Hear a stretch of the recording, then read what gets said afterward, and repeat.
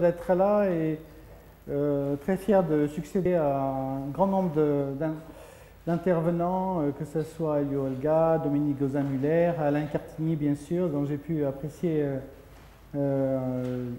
l'humour notamment dans la collaboration que j'ai eue avec lui. Donc je me présente rapidement un peu avec cette page qui est issue de la page d'accueil de mon site. Mon parcours, ça a été celui de quelqu'un qui voulait faire des études d'ingénieur pour être utile à l'humanité, qui avait choisi l'hydraulique pour pouvoir, parce que je pressentais que le problème de l'eau était un problème, et reste et sera un problème crucial. Et puis après 8 jours dans une école d'hydraulique à Toulouse, je me suis dit non, je ne vais jamais arriver à servir l'humanité avec ce que je vais apprendre là. Je vais faire gagner de l'argent à Schlumberger pour les recherches pétrolières ou au CEA pour les centrales nucléaires, puisque c'était en 1973, il y a eu le choc pétrolier, on a lancé la construction des centrales et il y avait besoin de plein d'ingénieurs fluides pour étudier les turbines des centrales nucléaires. Enfin, c'était pas trop mon truc, mes lectures, mes goûts me portaient vers autre chose. Si bien qu'à la sortie de l'école, assez vite, je suis allé chez les compagnons, la Fédération compagnonique des métiers du bâtiment. J'ai dit, papa, maman, maintenant merci pour les études, c'était nul, mais merci quand même. Et maintenant, je veux apprendre un métier. Ah bon? Ben, donc j'ai appris un métier, la charpente, le plus beau métier du monde.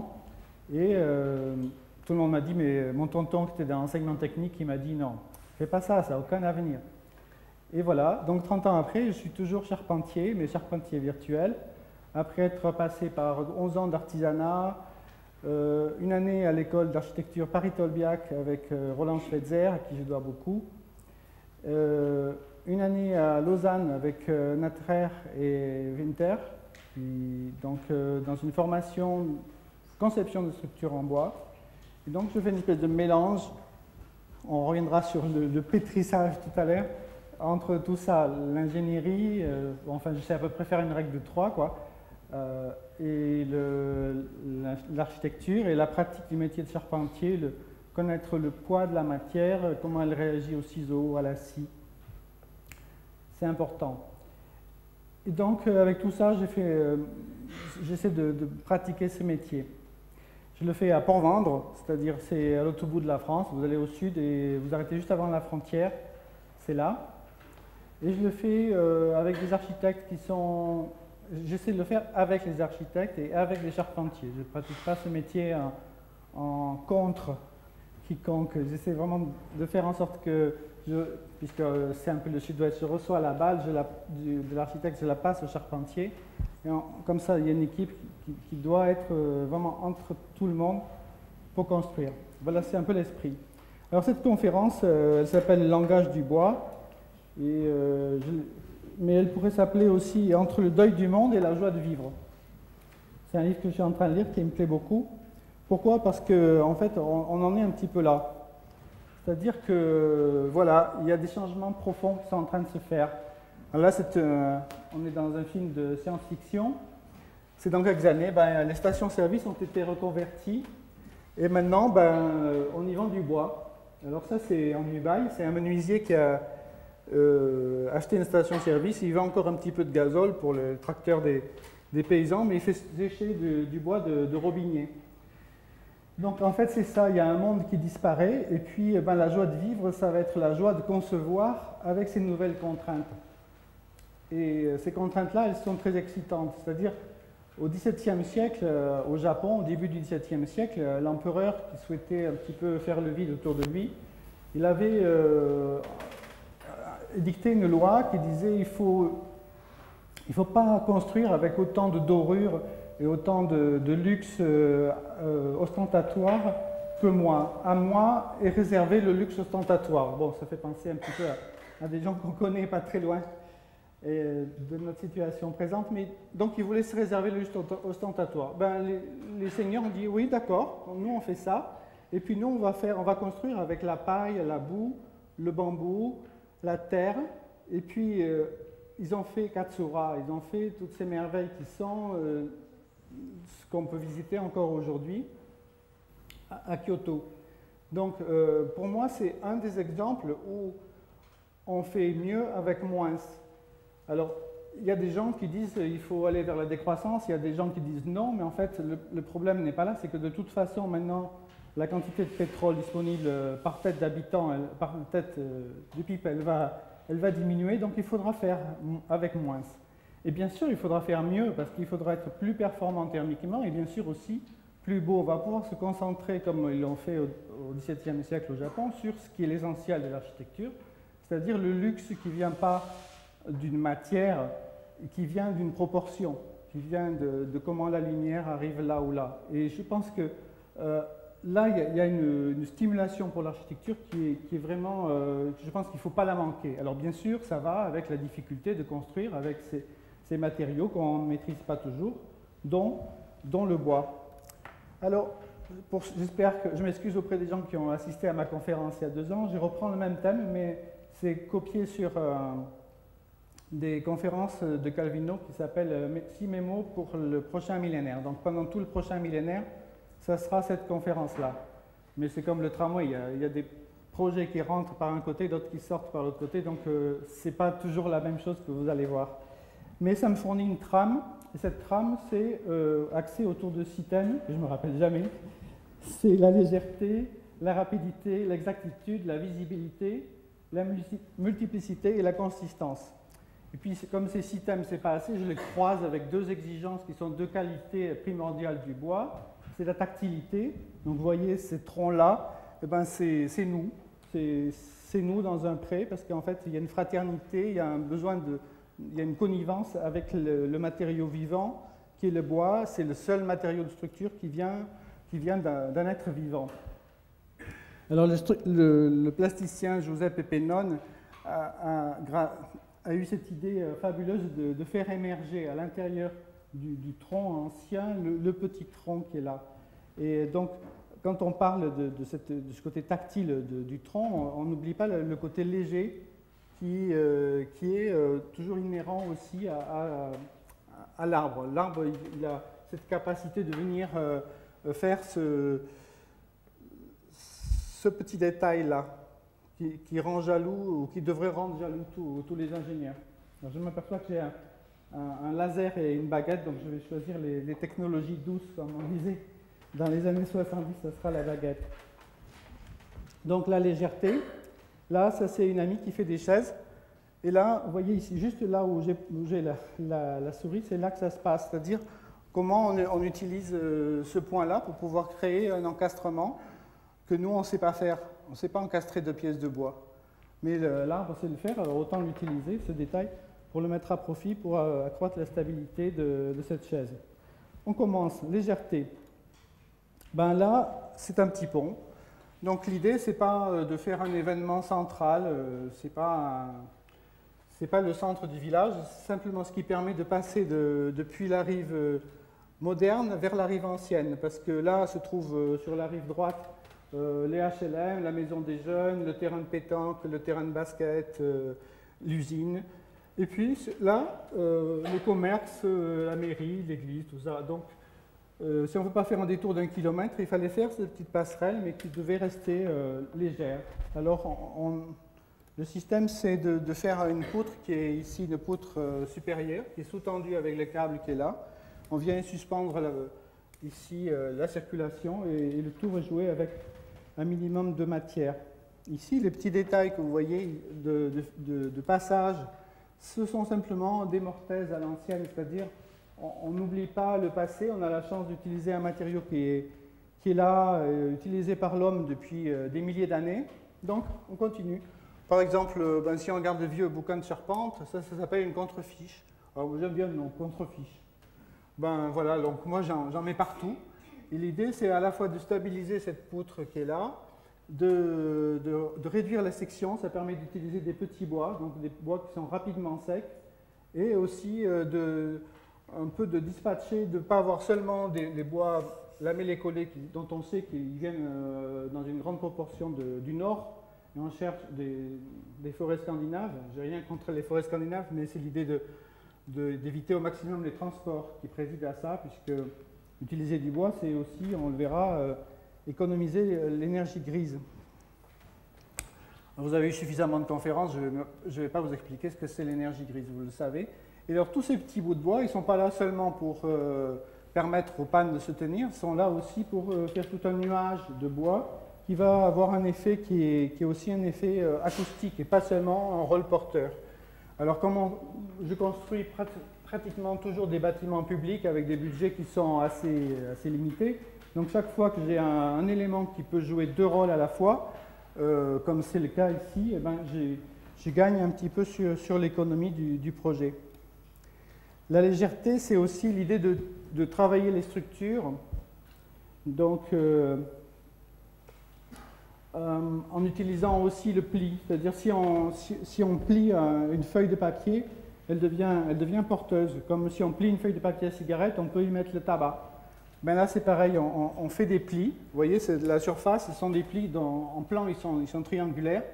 Ce qui fait que la poutre qui est là, elle fait 35 cm de haut et non pas 1,10 m ou 1,20 m qu'elle ferait si on portait de là à là, ça fait quand même 21 mètres, simplement avec une poutre toute bête sur deux appuis. Pourquoi gagner de la matière? Pas seulement par ce souci un peu des ingénieurs du passé, du 19e, d'économiser la matière, parce que vous verrez que ce n'est pas seulement ma préoccupation, mais c'est aussi pour laisser rentrer la lumière.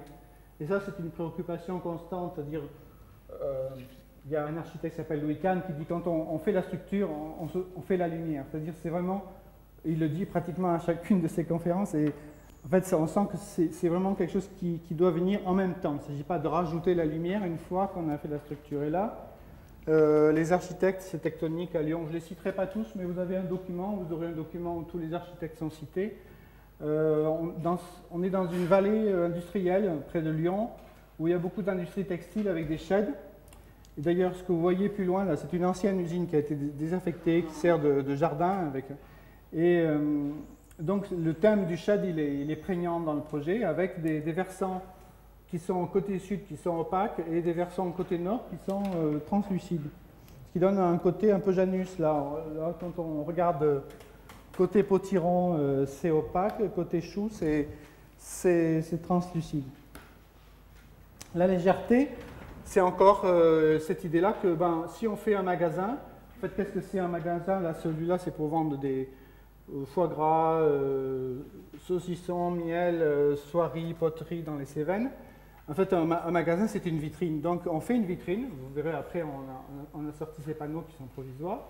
Et puis, en fait, c'est la vitrine qui porte la charpente, donc avec des éléments qui sont à peu près de la même importance. Voilà un petit peu l'allure que ça a quand c'est presque livré, avec ici, toujours dans l'idée d'utiliser les bois les plus petits possibles, ces petites sombrières qui viennent au-dessus de l'étanchéité et qui sont importantes par rapport aux questions de confort thermique d'été. Donc aujourd'hui, on sait mettre des matelas très épais d'isolant, et en bois, c'est facile, ça ne coûte pas cher. Mais le confort thermique d'été, c'est un problème. Alors, il y a des gens qui disent qu'il faut mettre de l'inertie. Moi, je ne suis pas vraiment convaincu par l'histoire de l'inertie, parce que j'ai visité dans certains pays chauds des bâtiments qui étaient inertes et qui étaient insupportables, d'autres qui n'étaient pas inertes et qui étaient très agréables. Si on est par exemple dans le Gard, comme c'est le cas, où les nuits sont très chaudes, en fait, il n'y a pas une très grosse différence entre les températures diurnes et nocturnes. Je ne pense pas qu'on puisse capter de telle fraîcheur, mais par contre, qu'on puisse après utiliser cette fraîcheur pendant le jour. Par contre, si on a un bâtiment qui est léger et qu'on arrive à bien ventiler, je pense qu'on a des chances d'avoir dans l'après-midi des températures qui restent tout à fait supportables. Donc là, on continue sur ce petit bâtiment avec des petites ventelles qui continuent et qui habillent entièrement en fait, le bâtiment, que ce soit des parois jusqu'à la toiture. C'est comme une espèce de vêtement léger et ventilé. Et le soir, ça s'illumine et les potirons ou les potimarrons sont en première ligne. Voilà. La légèreté, c'est savoir utiliser les ressources du passé. Ce bâtiment-là, c'est à Voiron, c'est un bâtiment d'arts martiaux avec une allée centrale, et puis de part et d'autre, là vous verrez la suite de l'autre côté, des grandes ailes qui abritent les salles de lutte, judo, karaté, escrime, tout ce que vous voudrez. Et ici, l'idée, un petit peu le thème central, c'est un peu les torii, c'est-à-dire les portiques qu'on trouve au Japon, qui peuvent quelquefois être implantés de manière très serrée, entre lesquels la lumière filtre. Et là, ces torii-là, ils sont ici encastrés en tête pour donner une rigidité à ces portiques et leur permettre, puisqu'on est en zone sismique, de stabiliser l'ensemble du bâtiment. Ça devient la colonne vertébrale du bâtiment. Et de chaque côté, on a ces ailes avec donc des chevrons qui sont tous les 1,20 m et qui reportent la poussée, puisqu'ils travaillent en arc. Chaque chevron, il reporte les poussées sur des grandes sablières très larges. Et puis de loin en loin, on a un tirant. Alors ce schéma il est très ancien. Si vous allez à Honfleur, en Normandie, vous trouverez des églises qui sont bâties, alors bien sûr avec pas la même ampleur, avec des proportions différentes, mais le principe structurel reste le même. Puisqu'en fait, les principes structurels, je veux dire la ferme, l'arc, tout ça, le treillis, tout ça, ça existe déjà depuis déjà bien longtemps. Donc je ne prétends pas les inventer, simplement c'est toujours une réinterprétation de ces principes-là. À travers, en essayant de voir quelle est la volonté de l'architecte et de puiser dans tout ce vocabulaire pour s'en servir. Et au passage, de remplir des buts qu'on n'avait pas besoin de remplir quand on faisait une église au Moyen-Âge. Par exemple, ici, j'ai un tuyau, l'ingénieur fluide m'a mis un tuyau de 60 cm de diamètre pour la ventilation. Donc en fait, cette sablière-là, très large, à la fois, elle va renvoyer la lumière qui rebondit, la lumière diffuse qui rebondit comme ça en sous-face, mais aussi elle sert de chemin de gaine, enfin ou de chemin de câble pour ces grosses gaines, en les dissimulant partiellement à la vue. Voilà un peu la lumière sous ces voûtes. Même chose quand il y a du monde. Donc vous voyez ici la largeur de ces sablières font 1,80 m, c'est vraiment des grosses pièces. Hein. Et le bâtiment fini qui est donc habillé avec des panneaux de résine type Trespa qui sont un peu avec une couleur très affirmée. Toujours la légèreté, paradoxalement, ça c'est un bâtiment avec un architecte que j'estime beaucoup, c'est Gilles Perraudin, qui a depuis un certain nombre d'années entrepris de réutiliser la pierre massive. Donc là c'est léché pour un monastère orthodoxe dans le Gard.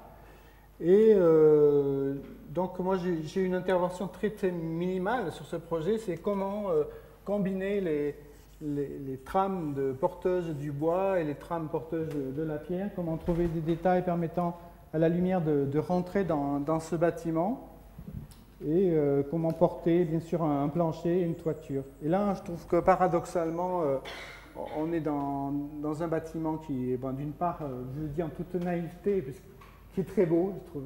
Il y a une émotion énorme quand on rentre dans ce bâtiment, et où la légèreté, on ne sait plus très bien où elle se situe, si elle est...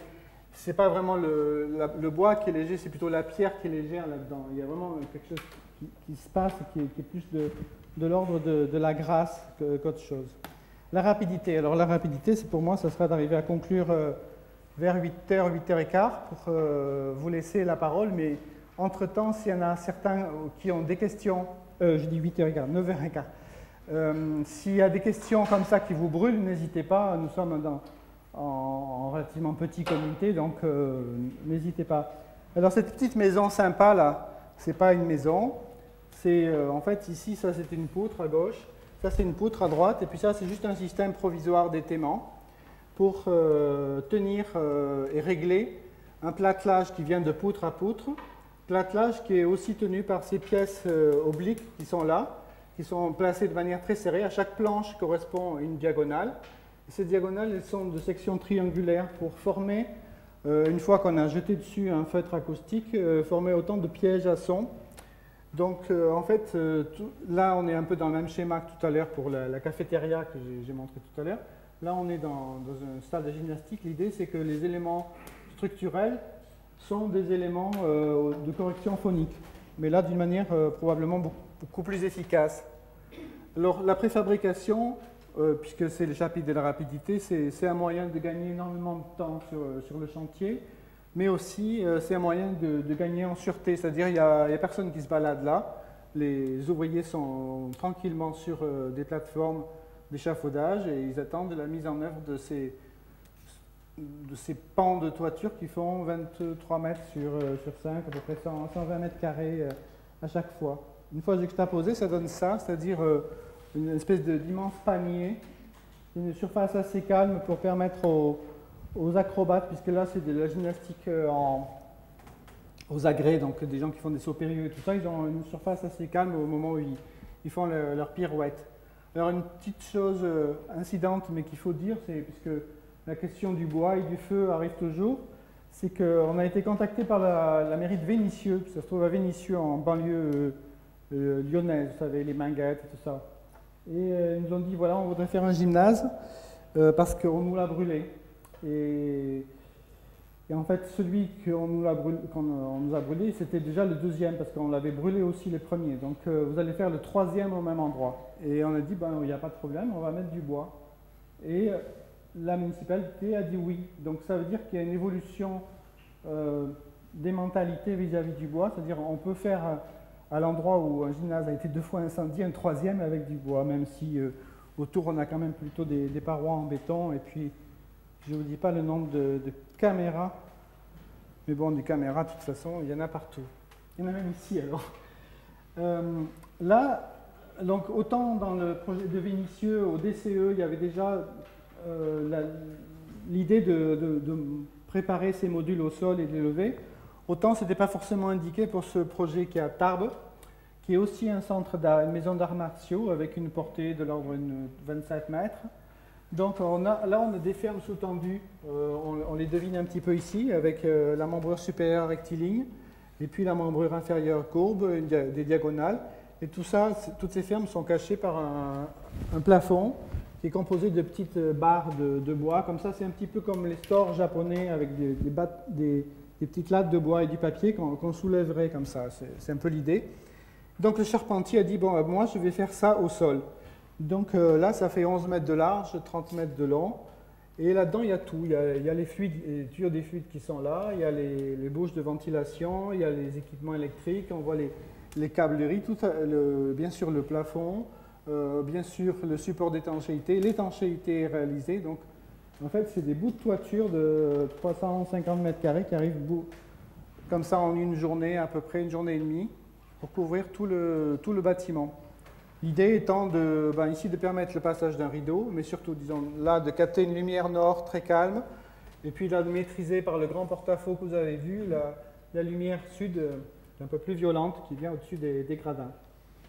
Voilà le thème avec aussi une vision changeante, c'est-à-dire là, on est sur les gradins, en fait, vous voyez qu'une espèce de natte de bois, alors que quand vous êtes dans la salle, c'est plus le plafond lui-même absorbant qui est en vue. La rapidité, ça peut être aussi la simple superposition de petits éléments. Là, on est comme dans les jeux en bois d'autrefois, type jeu Jura. On a un tas de petites baguettes. Et puis on fait pratiquement tout avec la même section de bois. Alors on fait un mur, et puis dans ce mur, on laisse des petites fentes. Le mur est défectif.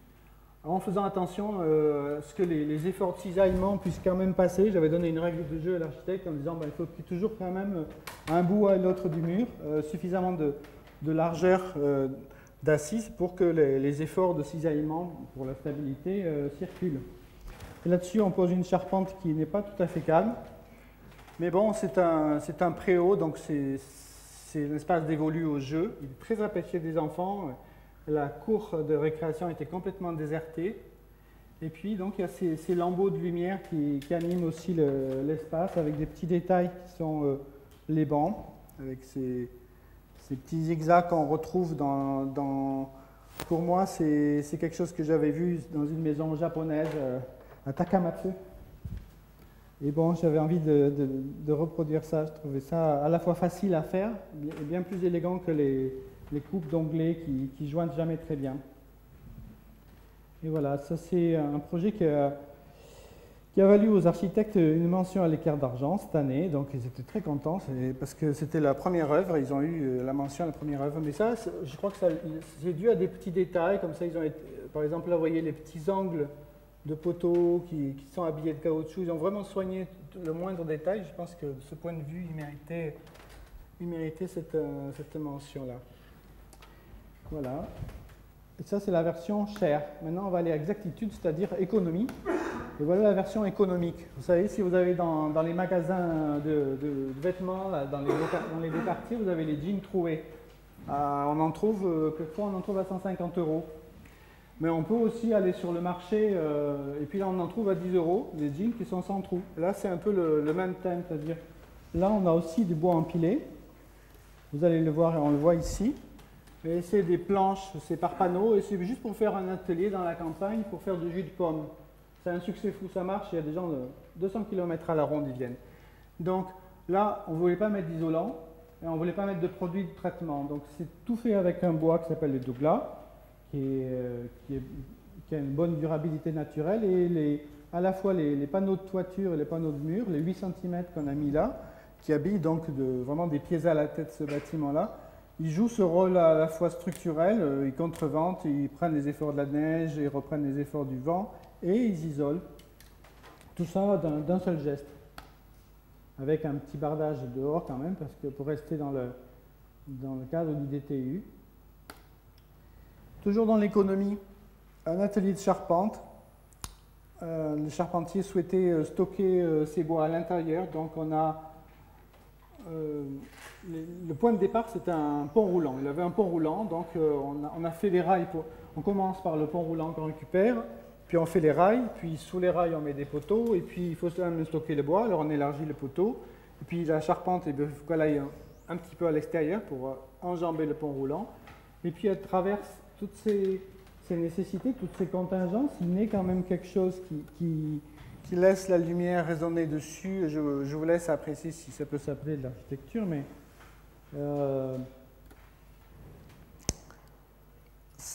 en tout cas, c'est un outil de travail très efficace. Avec ici là, des petits détails, ça c'est des petites cales qui sont en chaîne. Pourquoi? Parce que les efforts de compression là localisés, ça ne marcherait pas. Donc on élargit la zone de contact. Et on le fait avec un bois dur, comme ça, pour pouvoir bien reprendre ces zones un peu particulières. On réinvente le chapiteau. L'économie, là, c'est un pont en Ardèche. C'est l'Ardèche qui coule là, sur la route entre Le Puy et Aubenas.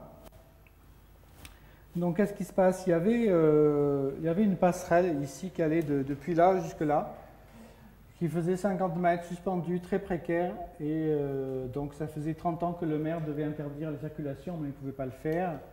Et il fallait faire un pont.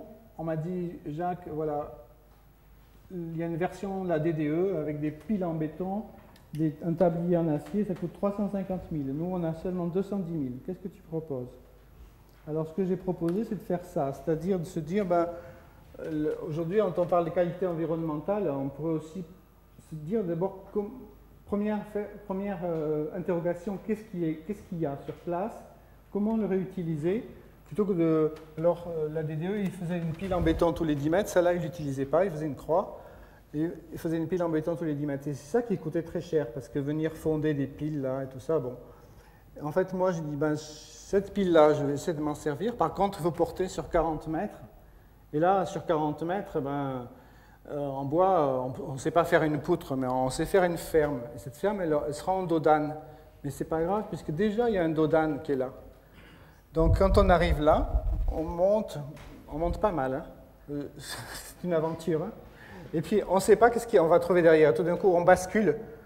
Et même, on m'a dit, mais vous êtes sûr qu'on ne va pas toucher? Alors, j'ai essayé même avec les petits modèles, parce que sur mon logiciel de dessin, j'ai la Porsche. Même la Porsche, elle ne touche pas.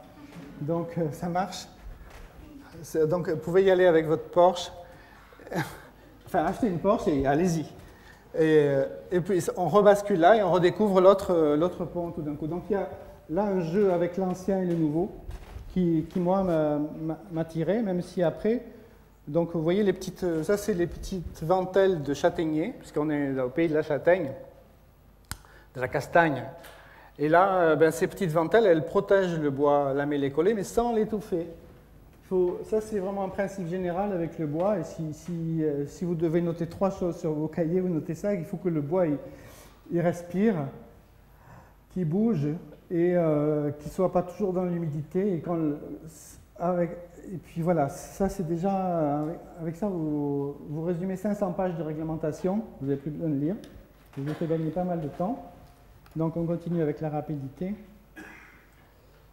Et donc petit à petit, le temps va faire son affaire de ces couleurs qui sont un peu vives et ça va éteindre et petit à petit ça va devenir du même gris que celui de la pierre qui est le gris de la vérité des choses en fait. Alors toujours l'économie, ça c'est un bâtiment pour stocker des tisanes, thé, café, épices biologiques, 28 mètres de portée et puis des parois entièrement tapissées de bois parce que le bois il a cette capacité d'absorber et de restituer l'hygrométrie, enfin les excès d'hygrométrie. Et ça, c'est un don parce que ça évite toutes les machineries très complexes. J'avais visité au Japon un projet d'un architecte qui s'appelle Daito, c'est un musée de la pêche. Il se servait de ça. À un moment, il voulait une salle assez humide pour mettre les bateaux, donc il y avait simplement le sol en terre battue, à l'ancienne comme on faisait au Japon.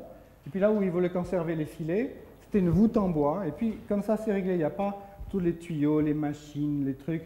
Pour moi, quand on parle de haute qualité environnementale, pour moi, c'est ça. C'est comment résoudre avec une simple disposition constructive, au lieu de rajouter encore de la machinerie, de la technologie, du contrôle. C'est la matière qui fait l'affaire. Et puis, on fait un arc sous-tendu. Donc, on porte sur 28 mètres.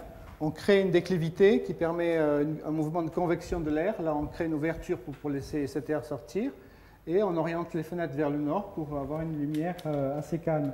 Alors tout ça, c'est un travail qui est fait bien sûr en collaboration avec l'architecte, mais c'est éminemment la structure qui vient induire tous ces éléments-là dont je viens vous parler, à la fois la lumière, la ventilation, et aussi bien sûr le côté hygrothermique, puisqu'on a mis une couche de bois maximale. On n'a pas cherché à mettre des structures très rapprochées, on les met un peu élargies. Comme ça, on a un platage épais. Plus il est épais, plus il va contribuer à ce rôle hygrothermique. Là, c'est un bâtiment un peu à l'ancienne. Dans la montagne, dans les Cévennes, ils ont du bois et ils voulaient à tout prix utiliser le bois local pour faire. Donc, ils nous ont fourni finalement, c'était un peu long, mais ils nous ont fourni des poteaux qui sont en bois juste écorcés. Et je voulais évidemment éviter d'avoir ces ignobles croix de Saint-André en acier qu'on trouve dans tous les bâtiments dits modernes. Et donc j'ai recouru à une technique ancienne mais je trouve assez belle.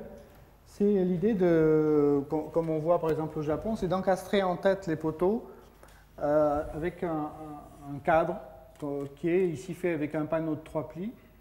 Donc matériaux modernes mais techniques anciennes avec ici des bois qui passent, des tenons, des mortaises, un arsenal assez ancien, mais qui permet de porter sur pas mal de neige, sur des portées quand même importantes. Et tout ça, c'est fait uniquement avec du bois massif.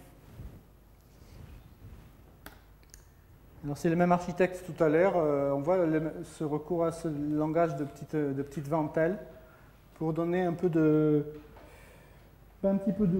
légèreté à cette silhouette et faire mousser un petit peu ce vin blanc.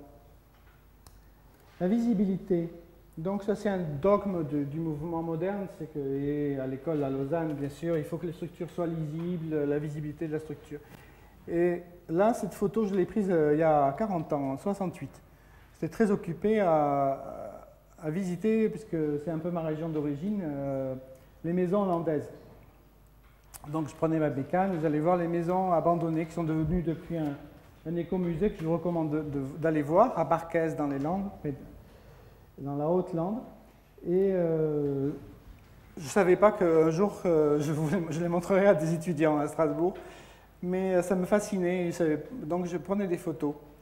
Et alors maintenant, ce qui m'apparaît et ce qui me séduit dans ces maisons, et ce qui va me servir à étayer ce que je veux vous dire, c'est que en fait, il y a une espèce d'apparition, disparition de la structure. Là, c'est une vieille photo, je ne suis pas aussi vieux que ça, hein, c'est pas moi qui l'ai prise. Et donc, en fait, là, pour protéger ces murs, là, ici, on voit il y a une sablière en chêne, et puis on n'est pas très loin du sol, c'est un pays assez humide. Donc ils chaulent les murs comme on le fait en Grèce tous les ans, on le passe à la chaux, et puis donc, il y a une partie qui est très, très calme, où la structure se tait, et puis là elle part de nouveau, puis là elle se tait. Donc maintenant moi ce qui m'intéresse c'est un peu de jouer avec ça, c'est-à-dire de se dire ben oui d'accord, on va avoir des structures très visibles, et puis quelquefois on va essayer d'apprendre à se taire, à être moins ostentatoire avec nos structures en bois. D'accord, c'est du bois, d'accord, c'est chouette le bois, mais quelquefois il faut savoir faire silence. Alors je commence par les structures très ostentatoires, mais même quelquefois d'une manière très simple. Là on porte des kilos et des kilos de neige, c'est en haute tarentaise, et aussi encore une toiture en lauze qui viendra dessus. Donc on a tous les 1,22 m deux poutres très, très imposantes. Ils ont bien sûr en bois lamellé collé. Puis on va se dessiner petit à petit les panneaux qui viendront, qui alterneront avec des entrées de lumière contrôlées tantôt en haut, tantôt en bas. Mais ici, sans jamais s'interrompre pour quand même pouvoir reprendre des efforts sismiques. Voilà un petit peu le projet qui s'avance, avec un jeu de petites ventelles, ça c'est technique des architectes. Et puis un petit peu comme ce que vous a montré Cartigny à Blénaud, mais là cette fois-ci d'une manière peut-être un peu plus convaincante.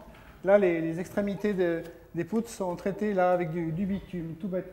Donc c'est la matière la moins chère du monde. Et puis là sur cette photo, c'est un côté un peu merveilleux parce que dans cette lumière de reflets de montagnes enneigées, en fait, on voit arriver des bleus extraordinaires alors que ça n'est que du bitume, c'est-à-dire vraiment le truc le plus noir et le plus crasseux qui soit.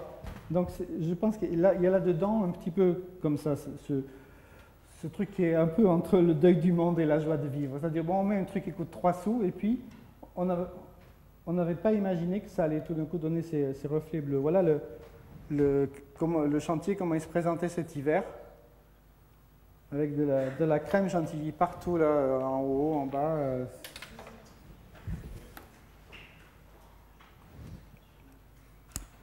La lumière, ça c'est un marché couvert. Et dans un marché couvert, ce qui est important, c'est de faire taire un petit peu le brouhaha, parce qu'il y a fatalement du brouhaha, et c'est bien calmé, mais en même temps, il faut essayer de le calmer. Donc bien sûr, phoniquement, vous retrouvez un peu ce thème-là d'avoir des éléments qui sont assez serrés, qui viennent freiner le son en plafond, et au milieu, donc une zone centrale bien éclairée qui permet de donner un peu aux choses qui sont vendues plus de brillance et de plus d'attrait. Avec une rive pour abriter le fleuriste, que j'essaie de faire le plus fine possible avec un jeu ici de planches qui viennent de manière alternée à champ et à plat. Donc vous avez une à champ qui vient se bloquer sur ici cet élément métallique qui lui est suspendu par des suspentes que vous verrez plus loin. Et puis l'élément à plat, lui, continue son chemin pour faire une rive très plate, alors que ça vient faire des nervures un peu comme les lamelles d'un champignon. Ça donne à peu près ça. Et voilà, tout le monde est venu mettre son enseigne. L'animation règne, en même temps, en haut, j'espère, il y a quand même un certain calme, une certaine unité qui prévaut. Alors ça se trouve à Abbeville, ça. Parce que je sors quelquefois des Pyrénées-Orientales pour aller un petit peu plus vers le nord. C'est un projet que j'aime beaucoup à Artenay avec un architecte que j'aime beaucoup aussi qui s'appelle Vincent Cornu. Donc là, c'est une halle sportive, un dojo qui devait s'insérer dans un centre-ville. Vous voyez l'église historique qui n'est pas très loin. Donc, comment faire un grand toit dans un pays où les toits sont certes avec ces pentes-là, mais pas avec le même volume. Donc, ça, c'est réglé avec un fractionnement de ces toitures, puis un dessin très précis de chaque détail, que ce soit le calpinage ici des petits panneaux de façade, qui sont des vulgaires panneaux de Viroc enduits, ou les petits décalages ici qu'on voit entre les plis du zin. Et dedans, alors ce qu'on voit là, ici, c'est l'ordre. L'ordre, il règne de plusieurs façons. D'une part, c'est un jeu presque exclusif de vertical et d'horizontal qui est donc avec les entrées des fermes qui sont là et puis des poinçons qui sont doubles là. mais c'est aussi l'idée d'utiliser qu'une seule section de bois pour avoir une certaine harmonie. C'est quelque chose qu'on trouve dans la construction, si vous regardez les relevés des monuments historiques au Moyen-Âge, par exemple, on trouve souvent des charpentes où les sections sont quasiment la même. Ça peut faire 12-12, 13-13, 15-15, 3 pouces, 5 pouces, peu importe. Mais on a comme ça une section uniforme. Ça facilite le travail du scieur, l'approvisionnement. Je reviens en arrière un petit peu. Et là, ce qu'on a fait, c'est que, et c'est là qu'on commence à arriver dans les choses visibles et invisibles, c'est que en fait, ces pièces-là, en fait, il y a un trou au milieu, comme le tunnel du Mont Blanc. On a percé par un côté et par l'autre, et on peut percer sur 7 mètres, ce qui a permis de mettre un tirant. Et donc là, on a une charpente, si on va employer une terminologie un peu cuistre, les postes contraints, c'est-à-dire on a un câble qui vient dedans, et puis quand les efforts s'inversent, ben, le bois il retravaille en compression. Là, maintenant, on commence à aller un petit peu vers... on n'est pas dans les jeux de prestidigitation, mais quand même déjà les choses sont un peu plus mystérieuses, à savoir que, comme dans la passerelle de tout à l'heure, en fait, ce n'est pas la poutre basse qui est porteuse, même si c'est celle-ci, c'est la poutre sur laquelle viennent se poser les pannes, c'est la poutre haute qui est là, qui elle-même est sous-tendue par les petits câbles, rien du tout qu'on voit là, à laquelle vient se pendre celle-là. Donc, parce que si c'était uniquement cette poutre qui était porteuse, sur la longueur de 27 mètres, elle serait 2 fois plus haute. Donc là, il commence à y avoir un petit jeu de ce que je montre et ce que je ne montre pas. L'idée, là, étant de faire des sheds où on laisse rentrer la lumière du nord seulement, pour bien répartir l'éclairage sur l'ensemble du gymnase. Celui-là, ben, de dehors, ça ressemble comme ça ressemble à ça. On a une boîte en bois et au-dessus, une boîte blanche. C'est une boîte à lumière. Alors la boîte en bois, elle est faite habillée avec des lattes de châtaignier. Alors, il faut savoir recourir à d'autres variétés que simplement le pin, le sapin, l'épicéa. On a des essences durables en France, le chêne, le châtaignier, le robinier. Il faut savoir les utiliser. Alors, ils ont un petit défaut, le châtaignier, c'est qu'enfin un défaut qui a une qualité, c'est qu'il y a un tanin qui le conserve, mais ce tanin peut faire des coulures. Donc l'idée, c'est d'alterner une planche à plat contre le mur et une planche horizontale. Comme ça, si jamais il y a une coulure, une coulée de tanin, elle va venir sur la planche qui est là, puis elle va couler en bas, et sans descendre tout le long et sans maculer toute la façade de haut en bas. Et puis bien sûr, quand on arrive devant les fenêtres, on laisse seulement les pièces à plat pour laisser rentrer la lumière. Et dedans, ce qui se passe là dans ce grand dièdre de lumière là, ce qui est voulu, c'est l'idée que bien sûr on a une poutre, bien sûr on y suspend toute la charpente, bien sûr cette poutre elle reprend tous les efforts sismiques, mais on la cache. Pourquoi? Parce que c'est pas elle qui est intéressante. Ce qui est intéressant, c'est d'avoir une lumière assez calme, c'est-à-dire plus une lumière réfléchie qu'une lumière directe. Et cette lumière réfléchie, elle est là, elle vient sur ce bloc de lumière qui est créé au centre par la structure. Et puis on vient suspendre les arbalétriers chaque fois de loin en loin. Ça, c'est une demi-pension, enfin un restaurant scolaire pour un collège dans la Nièvre, à Clamecy, au bord de l'Yonne. Et donc on a un bâtiment plutôt maçonné, au milieu duquel se dresse une table, la table du repas, mais un peu haute, et donc 4 poteaux, et puis un cadre qui vient déborder légèrement le poteau, parce que l'architecte est savant. Et puis, donc ce cadre-là, il est porteur par les treillis que vous voyez là. Il porte pratiquement toute la charpente, y compris la charpente de la zone centrale. Et pour porter sur la zone centrale, on a choisi de faire ça avec des éléments de plafond qui suivent ces diagonales, si bien que quand on passe à la photo suivante, ce qui nous reste là de la structure primaire, c'est les poteaux, bien sûr, qui restent lisibles, et puis le dessous de la poutre de dessous du treillis, c'est-à-dire cette bande de bois, et puis les plis de planches qui sont à la fois porteurs et aussi qui jouent un effet d'absorbant phonique, tout en captant la lumière, parce qu'on crée des petits lanterneaux entre ces plis. Et voilà, donc là on arrive à quelque chose qui est à mon avis, d'un calme souverain. Les gens qui rentraient là, le jour de la réception du bâtiment disaient c'est trop beau pour faire une demi-pension. Et moi, ça me plaît bien quand on dit ça, parce que justement, c'est une demi-pension. Là, d'accord, alors j'ai dit qu'il ne fallait pas être ostentatoire, là, c'est à plein. On en jette, c'est le préau d'une petite école. Et en plus, la lumière du matin qui rebondit sur le zinc vient l'éclairer savamment. Mais quand on rentre dans les classes, il se trouve que c'est une école, celle-là, elle est faite pour les enfants. Alors, j'espère que les autres le sont un petit peu quand même aussi. Mais celle-là, c'est fait pour les enfants de l'architecte, alors ça change tout. Et donc, c'est l'école maternelle. Les enfants, ils sont grands comme ça, et ils veulent voir dehors. Ils regardent dehors, il n'y a pas de problème, il n'y a pas une allège. Le regard est complètement libre. Là, il y a une menuiserie complètement libre qui coulisse, on peut ouvrir et sortir dans la cour, il n'y a pas de souci. La lège, elle est là. On l'a mise plus haut. Elle porte la charpente aussi de la même manière, et puis elle laisse passer la lumière. Alors là, le soleil, il est venu étayer ma démonstration, c'est-à-dire on éclaire à la fois loin au fond de la classe et là, et ici devant. Donc la lumière est bien répartie. Et puis on s'en fiche de ne pas voir la structure, c'est pas intéressant. On verra seulement la lège là, et puis on verra les poteaux dans la circulation. Et voilà. Tout ça pour gagner du calme, ce qui est toujours bienvenu à mon sens. Alors encore quelque chose qui est maintenant dans le visible et dans le non visible.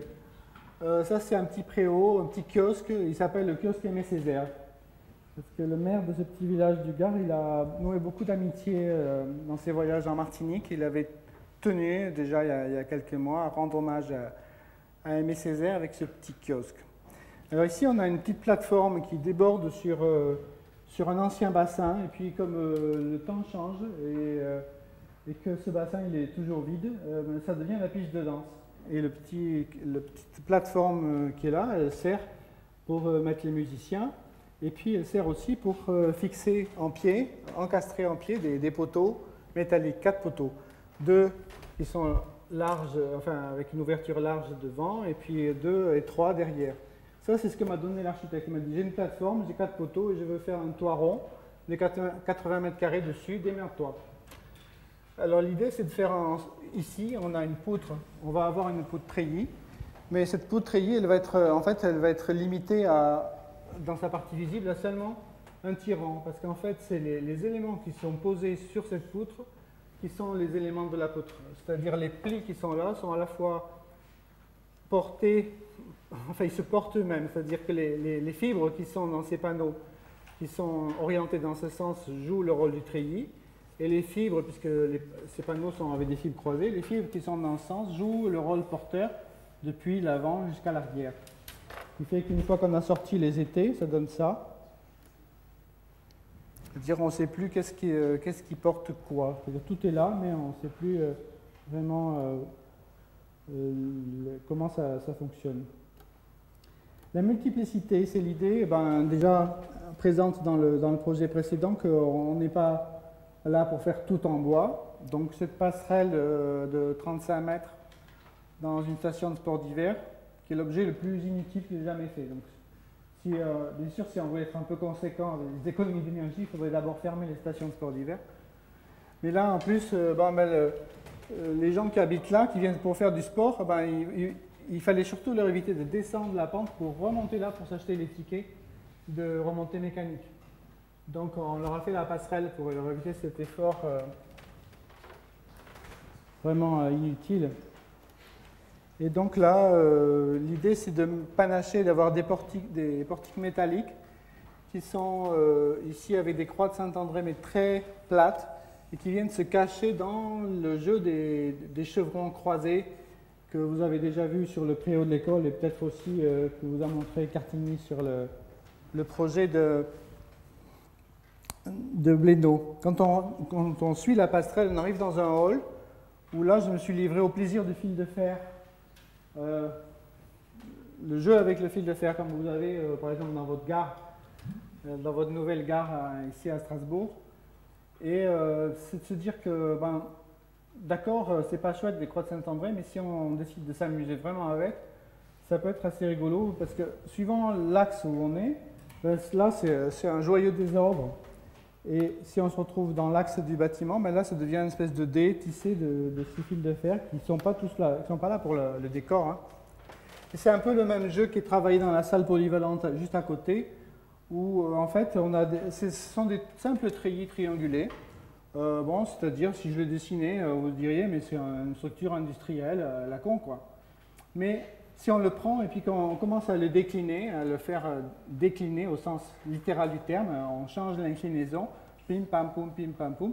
Et puis la même chose, à partir d'un entrée qui reste commun, ben, ça crée un joyeux désordre. Mais qui retrouve, suivant certains angles, notre ordre. C'est un peu ce qui m'a guidé, c'est la phrase de Valérie, c'est deux mots menacent le monde, l'ordre et le désordre. Donc là, on est toujours en train de valser entre ces deux mots. La multiplicité, c'est toujours l'acier, le béton, le bois, le verre. Mais ici, dans ce collège-là, on avait une chance incroyable, parce qu'on avait un paysage fabuleux. Ici, on a le Beldon, après, là, quand je regarde vers là, je vois le Vercors, c'est pas mal, quoi. Et donc, pour ne pas manquer ça, il n'était pas question de venir mettre des poteaux ici et là. Donc, on a un grand porte-à-faux qui vient équilibrer la charpente intérieure de la salle de classe avec un tissage de petits bois, comme j'aime bien le faire, qui donne un auvent assez léger qui libère les vues que vous voyez ici. Et le même thème se retrouve sur le préau qui est en face, avec les grosses poutres, les petites. Et tout à l'heure, j'ai parlé d'inertie thermique. Là, on est à Gap, c'est encore un collège. Et ici, on a un noyau central qui se trouve être un noyau en béton. Et on vient créer, avec ici un premier niveau en béton, et là, on vient créer un plancher et une toiture en bois, avec des grandes ailes qui viennent s'ouvrir comme ça, qui portent, comme un peu les fléaux d'une balance, un plancher constitué d'éléments assez denses, on le devine un petit peu ici. Tous les 10 cm, j'ai un bois. Et donc la compression passe ici, dans ce sens-là. Et puis ici, donc j'ai un vide dans lequel je mets toutes mes gaines. Ce qui fait que les ventilations arrivent là, dans une zone qui est relativement cachée. On n'a pas de bouche trop apparente. Ça donne ça. Avec un assemblage qui est vieux comme le monde, des embrèvements, mais réalisé par une machine moderne et à la perfection. Vous voyez l'alignement de ces... Alors les charpentiers s'étaient prévu des jeux pour pouvoir bien aligner justement ça, parce qu'ils ont bien compris que c'était en fait c'est le projet, et pour moi il est un peu dans ça, dans ce pli, dans la manière dont la matière tout d'un coup se casse et vole, et puis tout en permettant bien sûr tout ce que je viens de dire sur la ventilation et tout ça. Alors on m'a interrogé encore récemment sur et j'ai rencontré les gens du conseil général là, sur ce collège, et un simple plancher de bois avec une dalle flottante de 7 cm, un résilient 3 cm et un panneau porteur avec en dessous un panneau de fibre acoustique, ça suffit au point de vue phonique, il n'y a pas de problème. On peut très bien faire des planchers en bois comme ça qui sont assez frustes sans avoir de faux plafond, et phoniquement on est performant. Ça, c'est un message que je tiens à diffuser parce qu'on rencontre assez souvent le doute des acousticiens, y compris des acousticiens avec qui on a fait ce projet, mais les mesures qui ont été faites sont tout à fait probantes, il n'y a pas de problème. Même chose sur Blénaud, où les mesures, je ne crois pas en disposer. Et le climat de Gap, c'est les Hautes-Alpes, hein, donc c'est très très ensoleillé. Et l'été, il peut faire assez chaud. Donc là, on a des ventelles qui viennent faire toute une ombrière, un bon mètre au-dessus de la toiture. Je pense que ça a un rôle très apaisant sur le confort thermique d'été. Bon, là, comment capter la lumière? Je vais passer assez vite parce que je veux vous laisser le temps de vous exprimer. Un petit escalier où on joue le jeu du bois feuillu, recollé. C'est du châtaignier recollé, et puis donc chaque marche elle a un poteau. C'est plus un amusement qu'une vraie structure.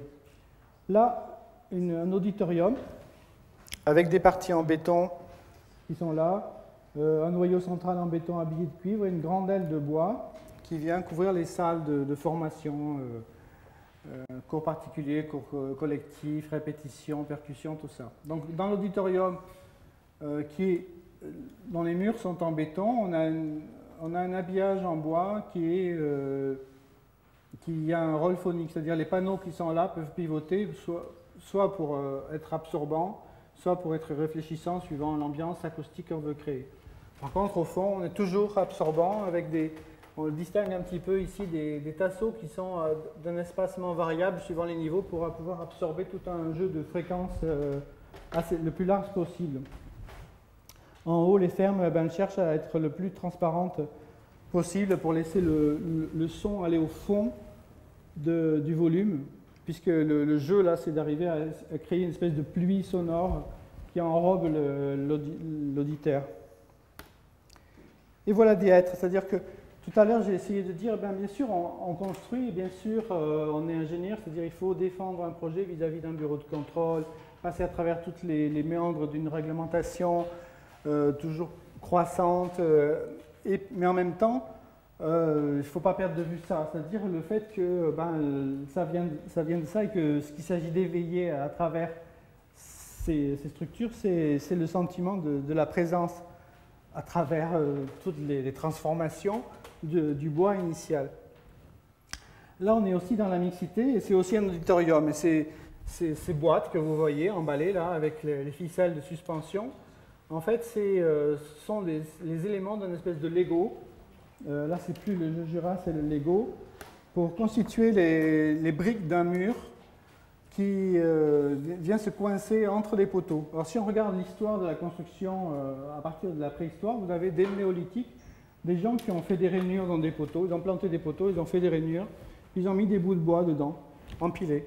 Mais là on est dans le même principe, sauf que c'est un peu plus sophistiqué, dans la mesure où là, ces boîtes-là, c'est fait avec des panneaux de 3 plis, et à l'intérieur il y a 30 cm de billes d'argile expansées, cuites donc.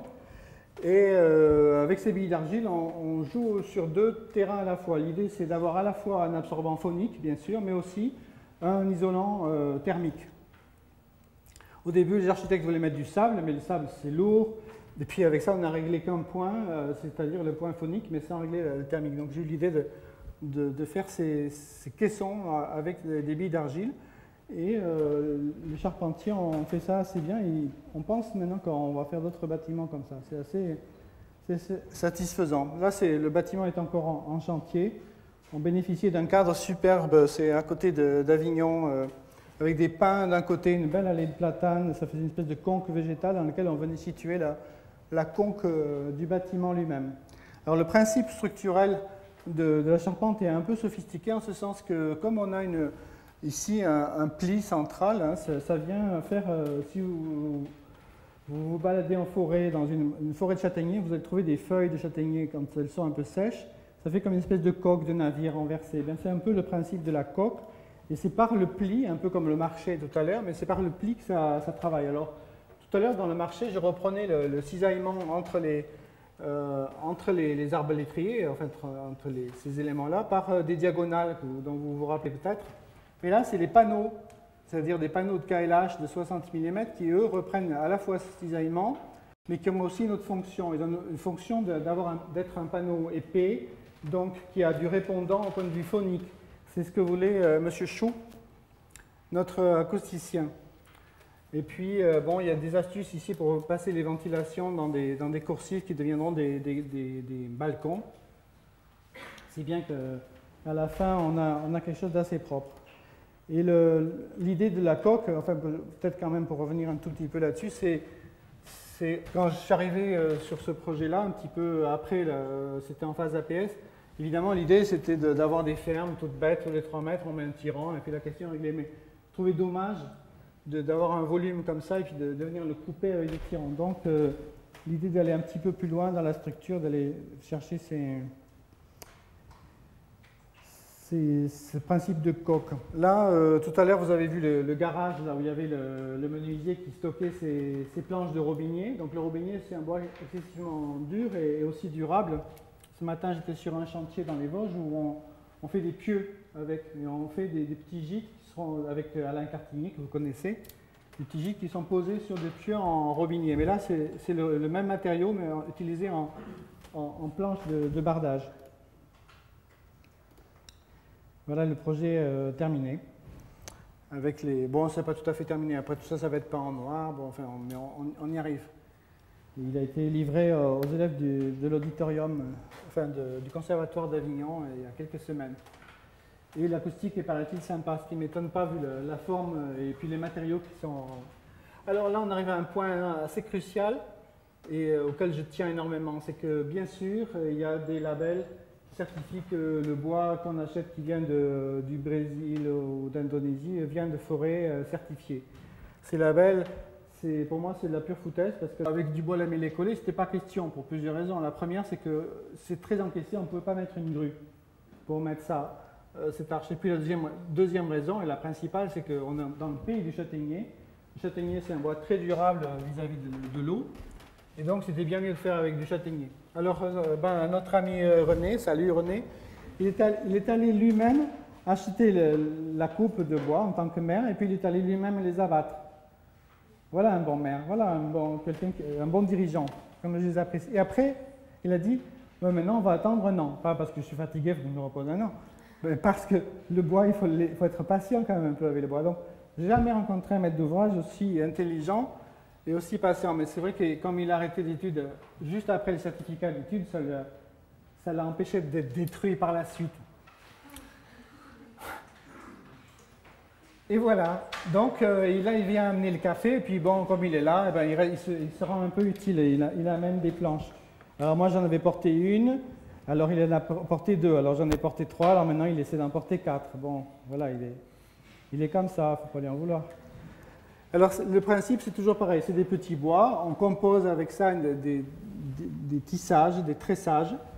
On parlait tout à l'heure du néolithique, en fait c'est ça, au néolithique on a inventé la charpente, le tissage, la poterie, des trucs comme ça, des broutilles. Alors maintenant on dit, le XXe siècle, quelle merveille, on a inventé les camps de concentration, l'ordinateur, le jazz, mais quand même le néolithique c'était pas mal. Et voilà, donc c'est un peu cette idée de retrouver cette ambiance un peu pour un résultat qui, à mon avis, n'est quand même pas tout à fait brutal, puisqu'en fait, dans ce paysage qui est merveilleux, on laisse une trace qui est infime. Bien sûr, il y a beaucoup de bois dans un sens, mais dans l'autre, ça fait peu de matière.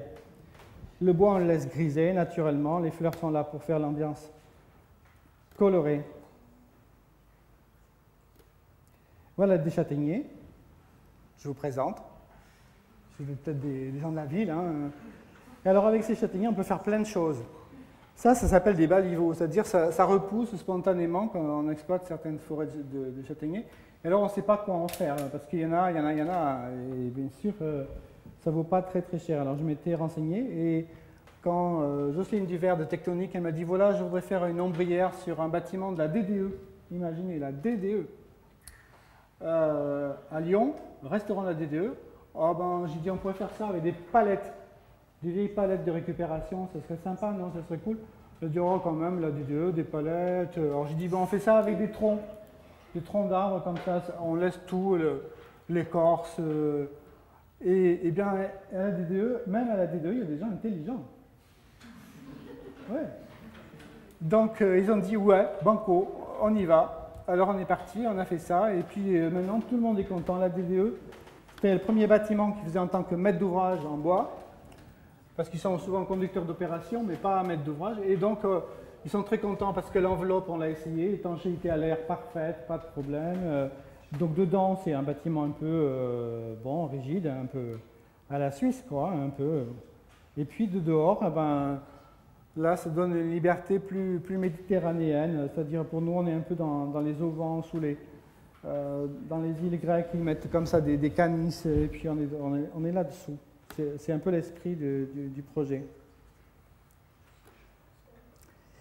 On arrive au 6e chapitre, la consistance. Bon, la consistance, pour moi, c'est un peu le côté, la matière, mais aussi, on verra, c'est les choses qui tiennent ensemble, du latin consistere. Donc là, c'est les mêmes troncs que tout à l'heure. Vous allez dire, ils bafouillent et ils se répètent, mais non, ce n'est pas les mêmes. Ils ne sont plus dans une forêt, ils sont chez le charpentier. Et là, ils passent à un jet à haute pression. Parce qu'on n'a plus le droit d'utiliser le terme Karcher. Mais c'est la même chose. Et j'ai rien dit. Et donc, ça, c'est pour enlever le libère. Quand vous lisez un livre, libère, ça vient de livre, ça vient de libère. C'est une mince feuille qui se trouve juste entre l'écorce et le tronc. Et en fait, cette feuille de papier, c'est l'acte de naissance des cellules, parce qu'en fait, c'est là où ça se passe. Les cellules se divisent, il y en a une partie qui va, enfin, manière de parler, qui va vers l'intérieur, qui va faire le bois petit à petit, le bois parfait, l'autre partie qui va vers l'extérieur, qui va faire l'écorce. Donc, ce qu'on a à cet endroit-là, c'est une peau de bébé, parce que c'est quelque chose qui naît. Et donc, c'est d'une tendritude, comment on dit? Enfin, c'est doux, quoi. Il n'y a rien à faire. Il suffit juste de le nettoyer. Il n'y a pas besoin de poncer, raboter, toutes ces opérations mécaniques qui dépensent énormément d'énergie. Un simple jet d'eau à haute pression, etc. Et voilà, ça découvre des détails comme ça, un peu magiques. Et ça n'empêche pas d'avoir une majesté. Bon, c'est des bébés qui font quand même 11 mètres de haut, quoi. Et ces bébés-là, en fait, on s'est amusé avec le charpentier et l'architecte. On s'est dit, finalement, ces troncs-là, ils ont 45 ans, des broutilles, comme toi, comme moi, comme lui. C'était rigolo. Tu vois, tout à l'heure, on parlait de cette fraternité, enfin, je parlais, on dit, on a un abus de langage, cette fraternité qu'on peut avoir avec le matériau. Mais là, tout d'un coup, on s'est dit, ah ben tiens, ils sont nés en même temps que nous. C'est quand même intéressant, cette histoire-là. Et donc, on avait convaincu la municipalité de faire ça, puisque c'était une municipalité très engagée dans les côté HQE, tout ça. Ils voulaient faire un bâtiment vraiment HQE. Alors, j'ai fait une conférence, j'ai montré le Parthénon, tout ça, les colonnes en bois, le Japon. Et à la fin, ils ont dit oui, on veut. Mais après, je ne savais pas encore faire. Mais parce qu'il fallait porter un gymnase sur 30 mètres. Donc, en fait, c'est une grille d'éléments sous-tendus. Donc, gymnase sur 30 mètres en zone sismique. Donc, ces mailles losanges, en fait, c'est à la fois les éléments porteurs de la grille, mais c'est aussi des éléments primaires par rapport au système de contreventement. Voilà, avec bon, ici un rapport très net dans ce système sous tension entre les éléments comprimés et les éléments tendus. Il y a les mêmes 27 tonnes qui circulent en haut et en bas, bien sûr. Et là, dans le boîtier, qui est la ferrure qui est là, qui est la tête du poinçon, on a mis un peu de béton, parce qu'on n'a rien contre le béton, surtout s'il est sans retrait. C'est le cas là. Il suffit déjà que le bois ait du retrait. Donc le béton, lui, n'en a pas. Et donc la ferrure qui est là est remplie avec du béton sans retrait. Donc on est encore aussi dans une mixité de matériaux. Ça donne ça, avec un beau plancher en bois. Bon, moi, ce que j'ai un peu regretté, c'est que la section de ces éléments-là de suspension des panneaux de basket que je n'ai pas dessinés sont à peu près 5 fois plus gros que les éléments de traction où il y a 30 tonnes qui circulent. Donc ça fausse un peu les perspectives. Et là, on avait une belle façade ici. On avait prévu d'ouvrir là, ici au sud, sur ce niveau-là. Ça faisait complètement arriver un jour ici qui était filtré par la forêt qui était là. C'était magique, mais les élections municipales elles sont passées, c'était en 2002, et la municipalité a changé et on a failli ne pas faire le projet, on l'a sauvé, mais ils n'ont pas voulu qu'on ouvre là. Ce qui est vraiment très dommage parce que ça aurait fait une façade où au lieu de s'empiler simplement bêtement, ces panneaux, ils venaient simplement, ça faisait un ruban qui flottait, qui était beaucoup plus léger à mon sens. On passe d'un bâtiment qui a coûté 2 500 000 € à un bâtiment qui nous a coûté, à moi et à ma copine, 2 000 €. C'est-à-dire on est venu dans ce village du Mali, on était venu en 2001, on est revenu en 2002 pour faire la charpente et la couverture de cette école. Ils avaient fait les murs avec les briques que les femmes avaient pétries avec la terre là, à même le sol. On voit les traces de leurs mains, c'est très, très émouvant. Quand on parle de main d'œuvre, je pense toujours à cette image. Et donc comme ils avaient fait ça, nous on est venus parce qu'ils n'ont pas un radis dans le pays, ils n'ont même pas de quoi manger assez. Donc quand ils produisent assez de mil, tant mieux pour eux, mais ils n'en ont jamais de quoi revendre, donc ils n'ont pas un fèche et ils ne pouvaient pas acheter le bois pour faire la charpente. Donc on a acheté le bois, c'est la seule fois où j'ai acheté du bois tropical, mais c'était pour la bonne cause. j'avais vu, il y a des grosses planches et des petits chevrons. Un bois très très dur. Pour y enfoncer un clou, c'était galère. Et donc les grosses planches, ça nous a fait les poutres, vous allez voir. Ça, c'est les petites pannes. Après, on a mis la grosse poutre. Ça, c'est le soir. La photo précédente, c'est le matin. Ça, c'est le soir. Et ça, c'est encore le soir. On met les pannes. Donc, les petites cales qui sont là, ça fait que... Moi, il n'y avait personne qui avait des outils. Moi, j'avais amené une scie Goin, un mètre et un crayon. Et puis, on a acheté une pince pour la tôle et pour le fil de fer. Et puis, c'était fini. On avait tous les outils pour faire la charpente et la couverture de l'école. La couverture, c'est en tôle. Ben, la tôle, c'est pas terrible, ça rayonne de la chaleur. Mais si on fait un plafond, et ici, on voit le trou pour la ventilation, ça rayonne moins. Et puis le plafond en natte 2000, production locale, 1000 francs, c'est-à-dire 10 francs, c'est-à-dire 1,5 € la natte de 90 cm sur 2 mètres, ben ça fait un plafond qui calme aussi le jeu du point de vue phonique. Alors, ben ça, c'est ce qu'on a fait en hiver 2002. Puis en rentrant, il y avait un concours pour un collège, et on a fait le collège de Châtes, région de Noyer, vallée de l'Isère. Donc les murs, ils ne sont pas en terre crue, là, ils sont en briques monomures. La natte 2000, c'est plus une natte 2000, c'est des chevrons qui sont croisés. Le comble ventilé avec la panne haute et la panne basse, mais là qui sont ici triangulés. J'avais prévu de pouvoir les faire trianguler éventuellement, mais ce n'était pas nécessaire à Tianqi et au Mali. Mais par contre là, oui, parce qu'on a une toiture en tuiles et de la neige. Et voilà, donc c'est le même principe, sauf que c'est un collège. On est rentré en France, les enduits. Et les gamins, ils nous ont fait un petit cadeau. Pour l'inauguration, ils ont fait des petits mots, des petites poésies. Bon, les professeurs ont bien dû pousser un peu la main, j'imagine. Mais il y a des trucs charmants. Et alors, tu vois, le collège, c'est trop cool. Avec les profs, ça roule. Bon, ça, on n'est pas obligé de le croire. Notre collège est tout en bois, il est tout neuf. Bon, voilà. J'ai besoin de 1000 mots pour décrire mon collège si beau. Bon, enfin, c'est un peu des compliments. Mais là, il y en a un, ça dit, au plafond, les poutres sont tressées et moi, je me sens moins stressé. Alors ça je l'ai encadré. Hein. Et là, donc, le tressage, ça continue. C'est l'affiche qui vous a convié ici à la conférence. On est dans le hall d'accueil du collège, mais c'est aussi la même chose dans la demi-pension. Et là, on croise des planches entre les chevrons. Les chevrons, ils sont situés dans le même plan que les arbalétriers des fermes, qui sont tous les 5 mètres. Les chevrons sont tous les mètres. Mais on les a mis dans le même plan pour que ça fasse une seule aile et qu'on ne distingue pas ce qui est ferme et ce qui est chevron.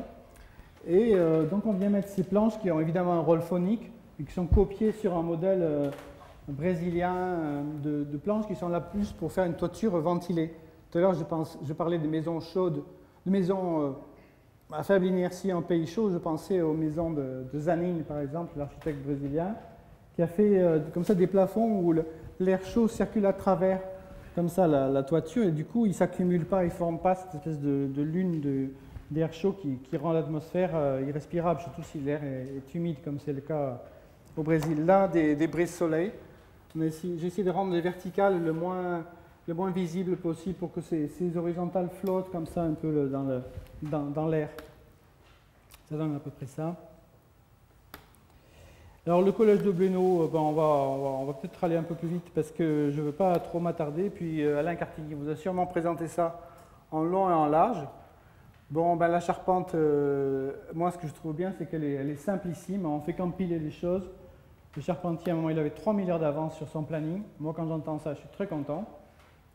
Parce que ça veut dire que c'est pas trop idiot comme solution. Et en même temps, je trouve que c'est assez beau aussi. Et ce que j'aime beaucoup dans l'architecture d'Alain Cartigny, c'est qu'à la fois, il y a une... Alors, je le dis parce que lui, il ne peut pas le dire, mais il y a une trame excessivement rigide, très très fixe, et en même temps il y a une grande liberté, c'est-à-dire que le collège, il y a des tas d'espaces avec des ambiances lumineuses qui sont très très variées. Donc en fait le fait d'avoir une trame très fixe, chose que je vous recommande de choisir assez vite quand vous faites un projet en bois, c'est pas du tout, ça bride pas, on peut encore à l'intérieur de ça avoir une grande liberté. Bon, et un peu le clou du projet, bien sûr, c'est la ruine de l'ancien collège en acier. Là, vous avez un article dans la belle revue écologique de Dominique Gozin-Muller qui est venu il y a quelques mois, qui présente ce projet mieux que je pourrais le faire. Je conclus avec ce petit bâtiment qui se trouve en Lozère. Là, ils ont écouté les leçons du climat, à savoir que c'était une station de sport d'hiver, elle est fermée. Tout à l'heure, on avait une station-service fermée, maintenant c'est une station de sport d'hiver fermée. Vous voyez, le deuil de ce monde-là, moi, je le fais assez facilement. Et la joie de vivre, d'être cheval dans une écurie comme ça, j'aimerais bien la connaître.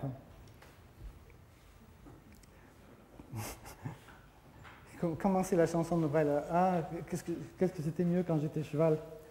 Bon, enfin, voilà.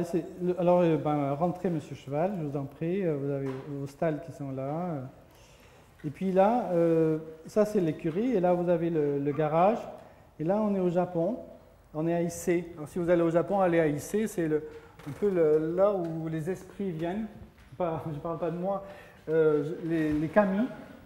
Les kami viennent se poser, on ne les voit pas là parce qu'ils sont invisibles bien sûr, mais ça ne les empêche pas. Il y a énormément de choses invisibles. Hein. Enfin, je voulais vous le dire parce que là on est dans le visible, je vous montre une conférence, mais la prochaine je vous la fais uniquement avec des choses invisibles. Et là, en fait, ça c'est Voyage au Japon en 98, ça s'appelle Ohara, comme Scarlett O'Hara. Rien à voir avec Scarlett O'Hara. Hein. Le style des maisons est beaucoup plus chouette.